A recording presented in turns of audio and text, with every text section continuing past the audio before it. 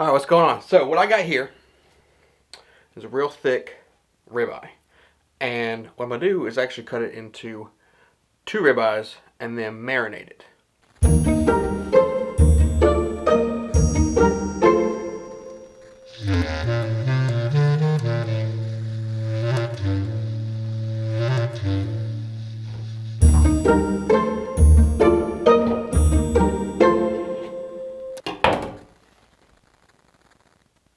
Alright, so for my marinade I have right here, I kind of changed up a little bit different. I'll put the recipe in the description, and I might add it right here too. So let me just scooch over a bit. So I have balsamic vinegar in here, some of your Worcestershire sauce, Italian seasoning, maple syrup, and ground mustard.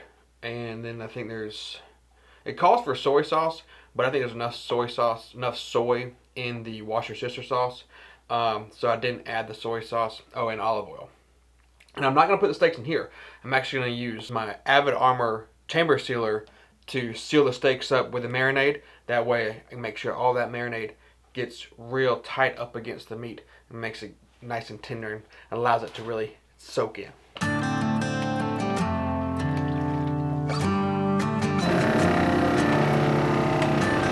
And so the reason I like to use my chamber sealer is because it doesn't suck out the water. It creates a vacuum around it, of course, and seals it that way. So you see it's nice and flat, but the liquid is still in there, can get all around the meat. And we're just gonna let this sit for a couple hours, and then it's grill time. All right, now that our steaks have been marinated for a couple hours, I just turned the grill on. I've got it heating up. When it gets warmed up, the temperature I'm gonna put on, I'm gonna cook these steaks about 375. Okay, on a pellet grill, it's a little bit different than if you were to cook on charcoal. So it's gonna be a more indirect heat. So it's gonna take a little bit longer to cook, so you gotta watch them a little better. Now what I'm gonna do is when I put these on the grill, I'm probably gonna flip them about every 6 minutes or so. But I do also have a little extra for you. Little jalapenos stuffed with some sausage. And I got these sausages, or link sausages, from the grocery store. And all I did was just take the casing off, cut my jalapenos, clean them out. Just a little extra thing if you want to add to your grilling situation. So I'm gonna let the grill heat up, and then we'll get these steaks thrown on there.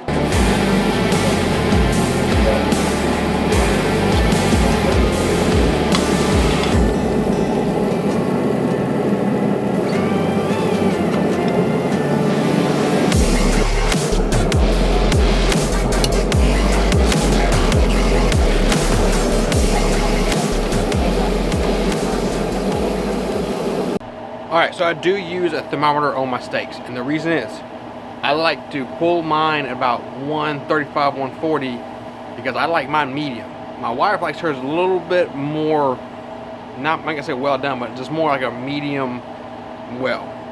So I leave hers on just a little bit longer.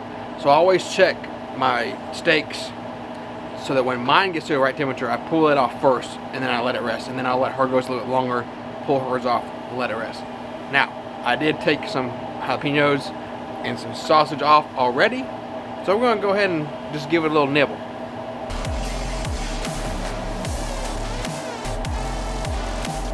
It's delicious. This sausage is like a Greek sausage. It's got some sage and things like that in it, and so it really gives the spice of the jalapeno really gives like a really good flavor. Of course, the more you char a jalapeno, the less spicy it gets. So I let them go for a little bit, just to cut back on the spice, so that you can eat a bunch of them and just have that real good jalapeno sweet flavor. So yeah, so check these steaks, and then I think mine's getting close, and then we'll pull it off.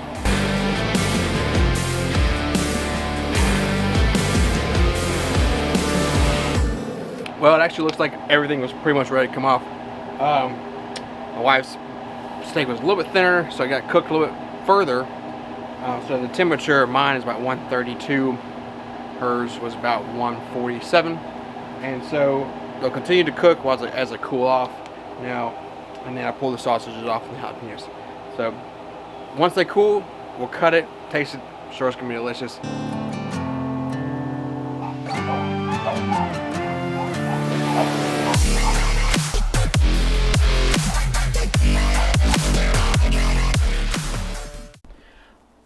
Another great recipe I have for you for the grill, pork ribs.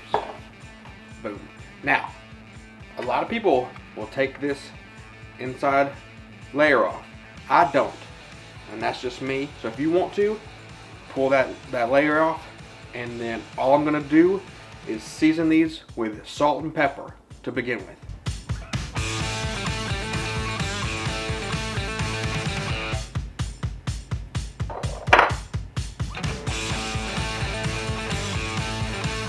Alright, so I'm actually going to be cooking this on my little bit of Traeger right here. So I'm going to preheat it. Alright, once we get the grill warmed up, I'll set the temperature about 220. We'll slap the ribs on there, cook them for about 3 hours. And now I'm going to show you how to make the baste that we're going to kind of like rub on there as it cooks. I got about, I'll say about a half cup of apple cider vinegar, about a teaspoon of brown sugar, about a teaspoon of minced garlic, you know, or just measure with your heart, and about a teaspoon of Worcestershire sauce.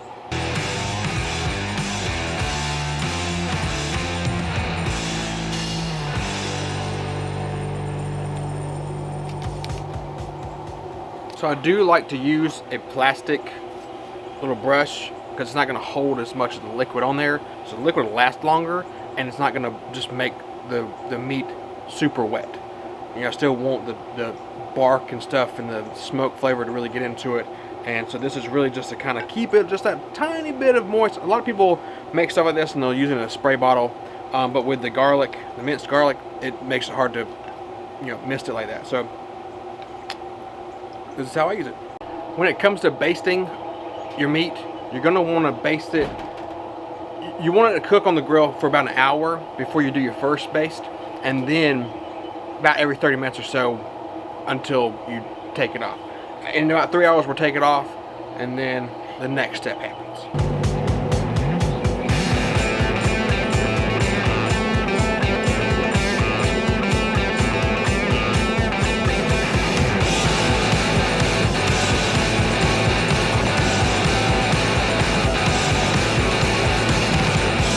Halfway through, about an hour and a half, I turn them, because with any grill you're gonna have like a hot spot. So I always turn them so that way you try to keep it as even as possible, and then keep basting every 30 minutes or so.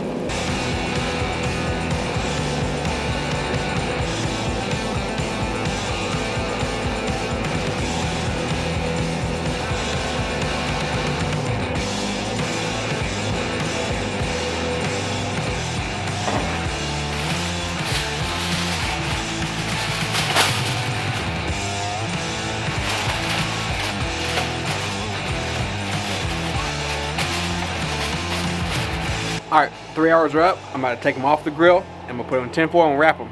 Now I've got this little special extra thing I like to do whenever I wrap my ribs.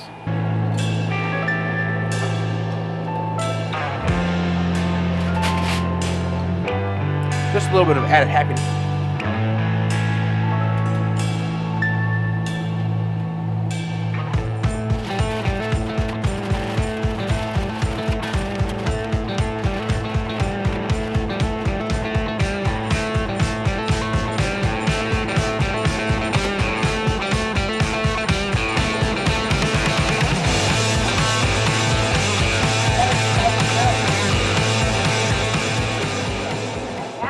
Okay, so when I put the beer in, I make sure the beer is not ice cold, okay, because I don't want it to cool my ribs down, okay?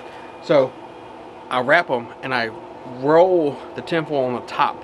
And the reason why I do this is because I don't put a probe in there.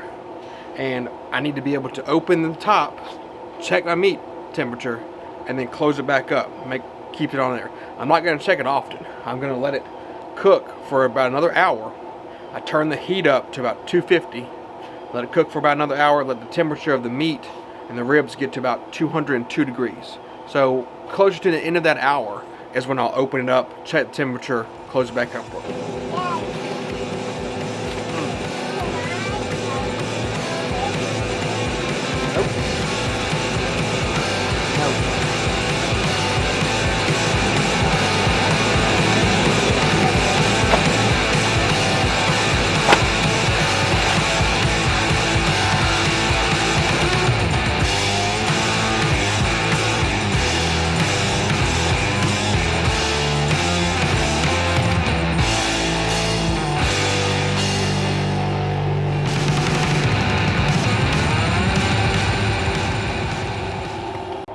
Alright, now the last step I do is I glaze them one last time with a very simple glaze. Apple cider vinegar again, ketchup, and brown sugar. Now make it thick. And it tastes so good. Glaze them, bump that heat up to about 325, and then let it really caramelize on top. And then it's time to pull off. You don't let it go long. You just want it to go long enough to really start to caramelize that glaze that you just put on, and that brown sugar and ketchup and stuff. So yeah, they're about to come off, and you're gonna see just how delicious they look.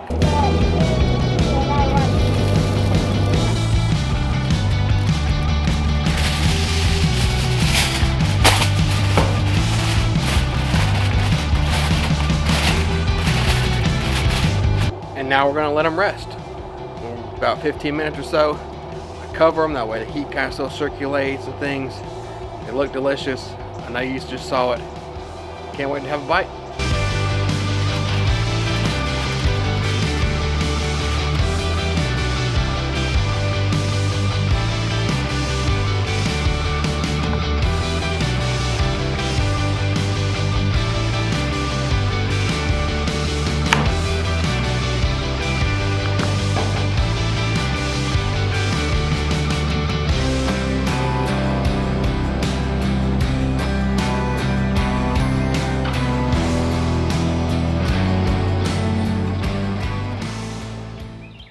And that's it. Last thing to do is just enjoy. So you actually can put barbecue sauce on it if you want to, but that glaze is, you don't even need it. It's delicious, just juicy, great flavor. So yeah, hope you enjoy this recipes, and catch you in the next one.